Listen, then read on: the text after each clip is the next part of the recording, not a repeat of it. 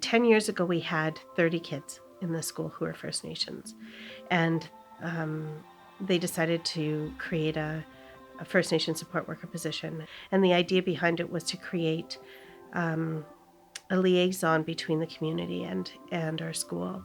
By showing respect and by building programming around the needs of our students, we've been able to build up those numbers.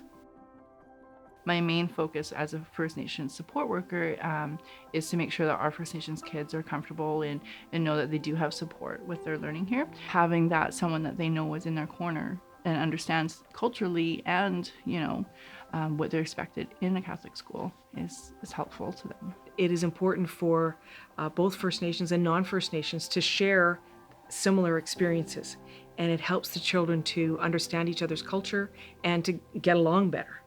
With understanding is acceptance.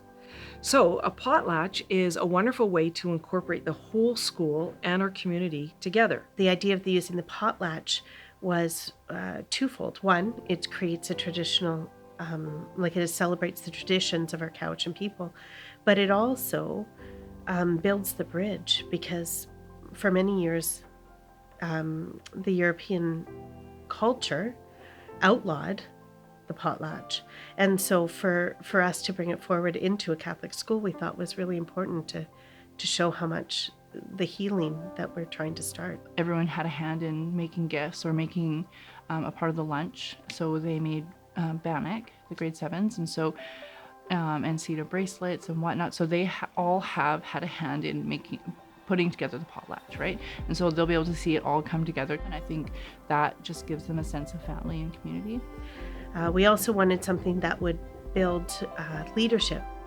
And the idea is that our grade 9s will be passing on the paddle or the leadership role to our grade 8 students for the next year. That's the premise behind the celebration. It's a celebration of the grade 9s moving on and the grade 8s moving up.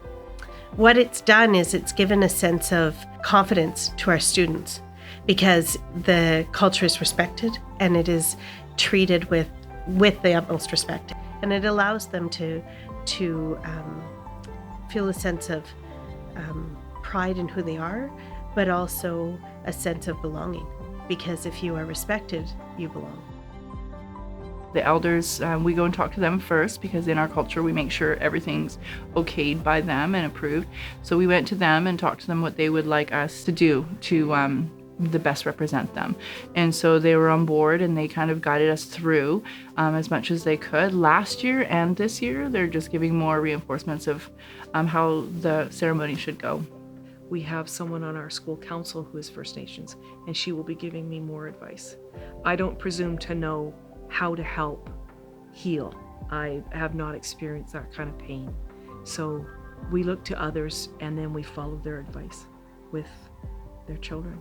The idea is that I don't know it all, nobody does. And so we need to work together to be able to figure out the answers we need. And so I found the community very, very welcoming, because I was willing to ask and they were willing to share. They just hadn't been asked before. By incorporating things like cultural identity or cultural experiences into the classroom, it will gain interest, not only for the child whose culture is a part of, but for the other children who have never experienced it before. The more culturally diverse experiences our children can have, the more empathetic and better community-minded people they will become.